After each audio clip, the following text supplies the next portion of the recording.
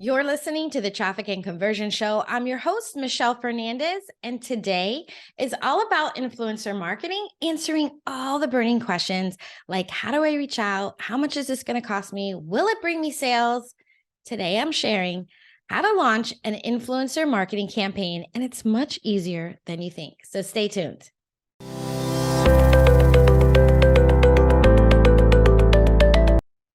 Welcome back to the show. It's Michelle. And if you haven't heard me say this before, my daughter moved to Chicago almost a year ago now.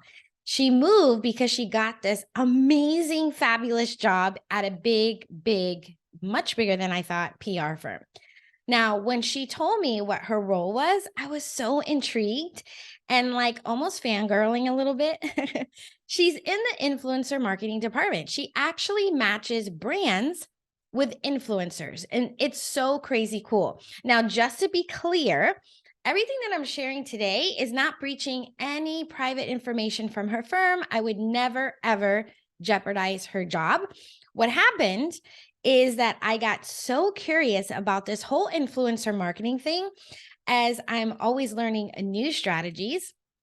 And I myself have bought products from influencers, mostly the Real Housewives. Like I think I bought one of those blow dryer things and makeup, lashes that I never even tried, right? Like so many things. So I got curious. I figured out a strategy.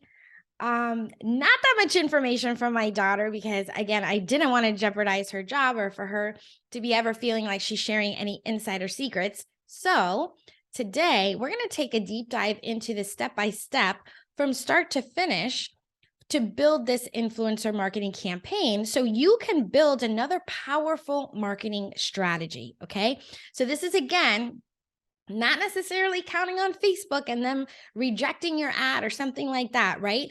This is something that we're going to build as kind of like organic, but kind of like not. This is when I'm talking about ways to get scrappy and getting all this stuff done. Okay. And what's really cool is that you don't even have to be a super big brand to deploy this marketing strategy. Okay.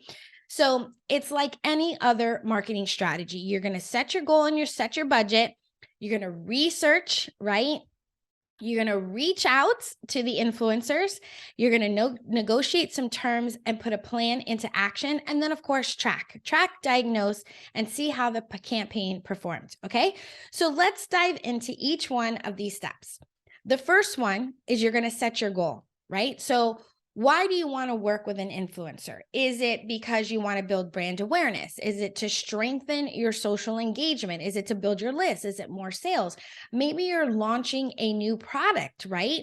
And you just want more exposure to it, right? Be specific. So is it the number of engagements, right? You want to how many more engagements do you want? Do you want to increase your list by a particular number? How many sales do you want to get? Like number of units or actual revenue dollars, right? Maybe it's an even to get like a 2 times, 4 times, whatever return on the investment that you're going to be making in this influencer marketing strategy. So what does that look like for you, right? Then you want to set your budget. Now, there are a couple ways to determine this. One is to pay the influencer with your product. So if you choose to do that, you can figure out the cost per influencer, right? So you do this by figuring out, okay, what is the cost of your product? And then what is the cost to ship your product?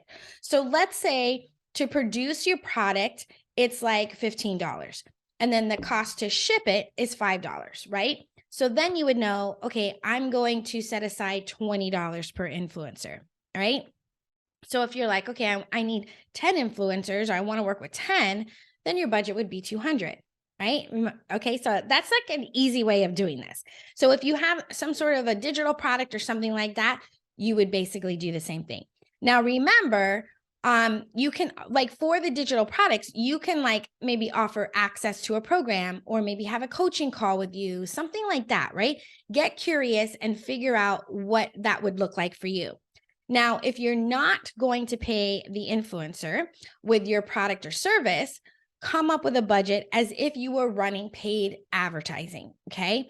Like a paid advertising campaign on Facebook. Now, in a minute, I'm going to give you some ideas of how to compensate the influencers. Okay. So, just a reminder that with any marketing campaign, your focus should be on the return on an investment. We talk about this all the time. So, even if when we're talking about Facebook ads or any other marketing strategy where you're really focusing on the cost per lead, yes, we're always trying to get that down, right? However, even if the cost per lead is higher and you're getting paid in full buyers, like you would pay that higher cost per lead all day long, right? So, because we're looking at that return on investment. So, this has to be thought of in the same way. Now, finding the right influencer, like how do we do that? First, you need to decide if you want to work with what level of influencer, a micro, a mid-size, or a large influencer. Okay. And if you're like, OMG, Michelle, I wouldn't even know what that means. Like, where do we start? Whatever. You know that I got you. Okay. So let's break it down. Micro influencers have less than 10,000 followers. They are genuine and they have dedicated followers. Okay. The downside is that since they don't do this often, being this influencer marketing, right? Maybe they're not approached as much or they've never done it before. They may lack the time or the experience of doing this kind of work. Okay. If that really is a downside, right? Okay, so now mid-size influencers have between 10 and 100,000 followers, and you'll most likely get great results from your campaign because they'll be looking most likely for a financial compensation, as that's how a lot of them actually earn their living. Like this is their job. Okay. Then you have top influencers. These are like the Real Housewives, right? They have between 100,000 and like 1 million or more.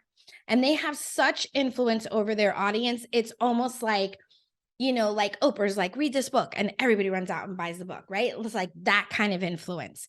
Now, this will obviously give you a huge return on your investment if their content and their audience is actually aligned with your products or services, right? So just taking like the Oprah example, maybe I don't read for whatever reason, right? So if she's being influencer and she's pushing out books, maybe I wouldn't do it, right? Or she's pushing out books, but then my product is, I don't know, lipstick, then maybe that wouldn't jive, okay? So I just want you to kind of keep that in mind. So don't get like focused on, oh my God, this is like a huge influencer and I'm going to nail it and I'm going to, be rolling in dough. We have to be strategic about this, just like we're with anything else. Okay. So no matter what you choose, you need to make sure that they are the right fit for you and your audience, and that it's aligned with your product, services, and your current target audience. Okay. So how do you make sure that they are the right fit? Okay. So you can actually ask for screenshots of their analytics and look at the demographics of their audience.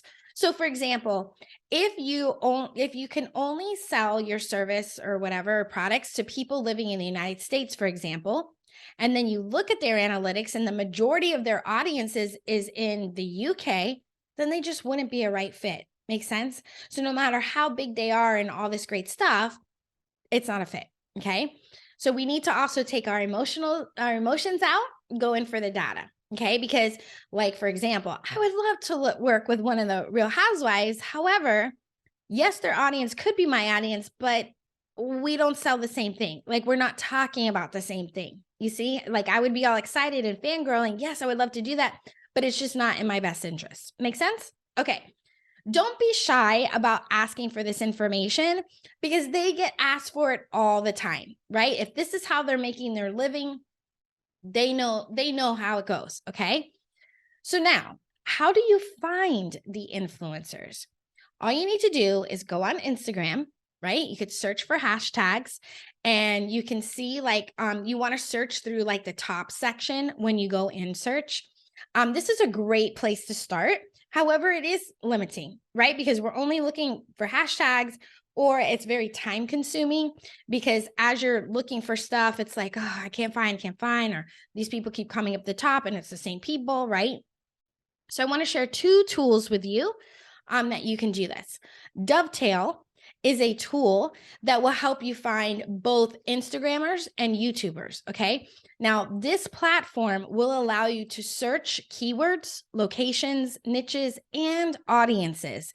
And you can even send influencers messages straight from Dovetail. So I think that's pretty cool, right? So you can have it like all in one.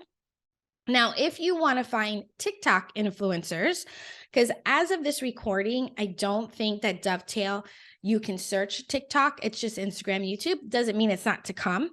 But if right now you're looking to find TikTok influencers, you can use a tool called Hype Trace. Okay. All right.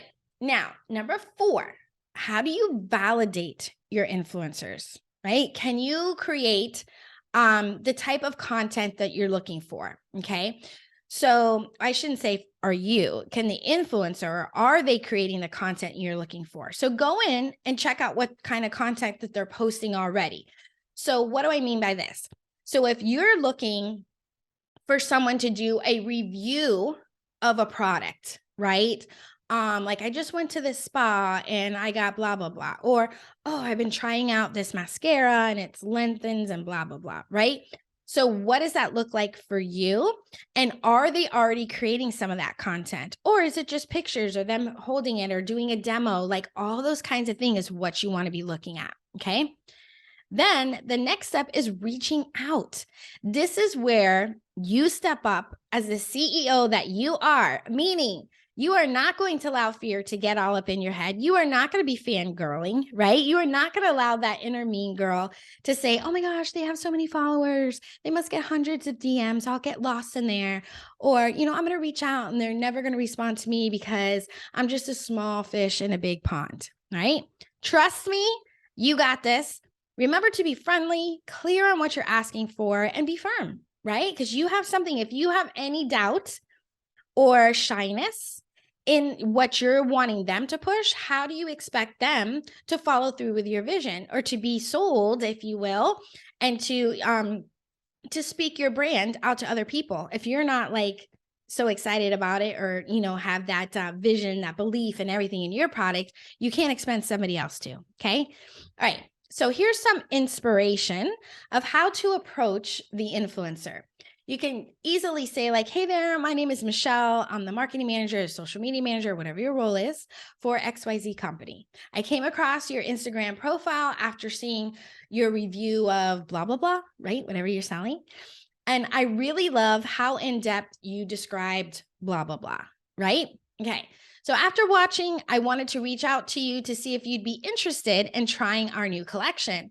If you're accepting collaborations, I would love to send you the full line for you to review in a dedicated video. Feel free to check us out at www.yourdomain.com. And if you're open to collaborating, I'd be happy to share more details. Okay. So if you notice in what I just went through, it's like I'm really telling them what kind of content I want them to create, right? Where I complimented them on what kind of content they did. I loved your review of whatever, right? So you want to like be clear and make sure you use your messaging accordingly. And you'll see, if you go back and rewind this, you'll see how all of that is broken down, right? It's like I paid them a compliment, saw that what you're doing, what you created, I thought was great, right? And then of course, I want you to collaborate. So keep in mind that you want to keep this email very short and focused, and you want it to be focused on the influencer and their work, definitely less about you. And another pro tip is that if you choose to reach out on the DMs, you could be more casual than if you sent an email, right? And then use a voice note. It's way more personal and a great way to stand out. Okay. So now they're interested in you and they want to, collaborate with you. It's time to negotiate on the terms. Okay. So part of the terms is really deciding how the influencer will be creating content. Okay. So this could happen in an email exchange or a contract. Okay. So if you're just starting out and you're like, I don't even know where to begin with the contract, right? As long as you have this paper trail, you should be covered. All right. But I would definitely be looking into something moving forward in an actual contract. Okay.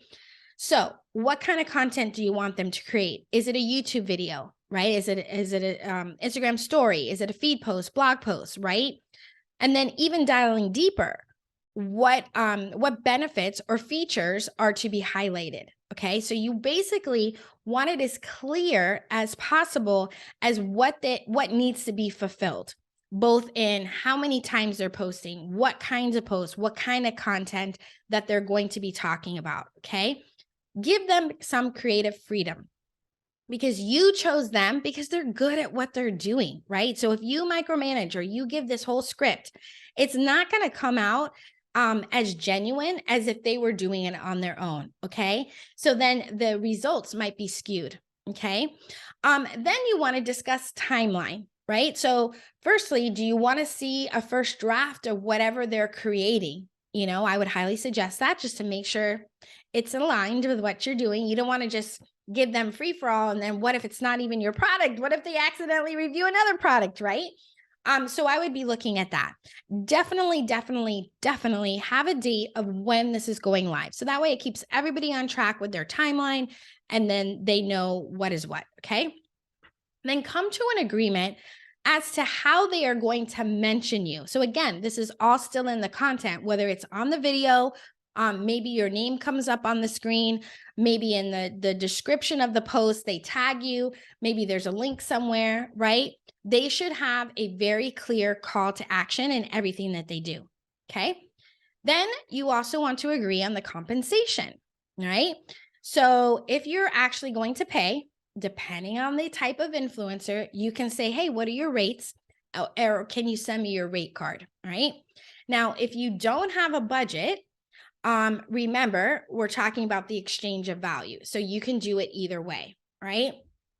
Now, keep in mind, one thing I always say this to keep in mind, because I think a lot of us, we're looking at what we have in our budget now, and we might want to cut short somebody else that we're going to pay, right? That could, the first thing that I notice that everybody does is cut back their marketing budget, because they think that's going to save them money. But actually, your marketing is a revenue generator. So by you cutting that off is cutting off your revenue. Okay. So keep in mind, if the roles were reversed and someone approached you to be an influencer, would you be happy with how you are approaching or negotiating for this compensation? Okay. So again, give them a product that they can use, right? Maybe even exchange for a professional opportunity, right? What does that look like for you? Maybe depending on the influencer they are, maybe they come and speak on your stage, right? What does that look like to you? Maybe they come into your world, into your community, and they offer whatever they're selling, right? You can also do ad spend, meaning, let's say they send you the content that they're promoting, and then you actually put money behind it and run a Facebook ad to it, right? So what happens? Now, this influencer, you're putting their ad or their post out to, who knows, millions of people to see, right? Gives you an opportunity to get sales, because now you have this influencer endorsing it, and they get exposure because now they're getting exposure to a larger audience that they may not have. So it's really a win-win for both. So that could also be something that you approach them with as the compensation. Okay, just something to keep in mind. Now, the last thing is to stay organized and track your results to make sure that this thing is working for you, right? So how do you do that? You need to make sure that they have unique links, or actually use UTM codes to see where the sales are going in from. If you don't know what UTM codes, I know I did an episode before on UTM codes, but basically it's a little snippet that comes after the domain that's very specific about what campaign, what content, what links they came from. And then you're able to track, hey, we got so many sales from Mary Jo, or we got so many sales from Facebook, or we got so many sales from our YouTube, right? So UTM codes you should be using across the board, not even counting influencers, okay? So that's one way. Or you can also provide them with a special discount code and then track that way, right? Based on the codes or whatever. And then you can tell whether you have reached the goal that you set in step one, right? Then, of course, you determine whether you want to work with them again and keep that relationship going or not. Now, just like every other marketing strategy, you want to test. So what would you test here? Test different influencers, test different type of content, even with the same influencer. And we just want to test, like, remember we talked about, like, maybe you only did stories before. Well, maybe now you do YouTube shorts, right? Or maybe you didn't have the product name on the screen. So maybe now you're putting that on the screen. Maybe you didn't have the link in the back. There's so many different ways that you can test. I think you get the point. All right. I appreciate you so much for being here with me today. If you tried this, which I'm hoping that you do, send me a DM and let me know how it goes. Okay.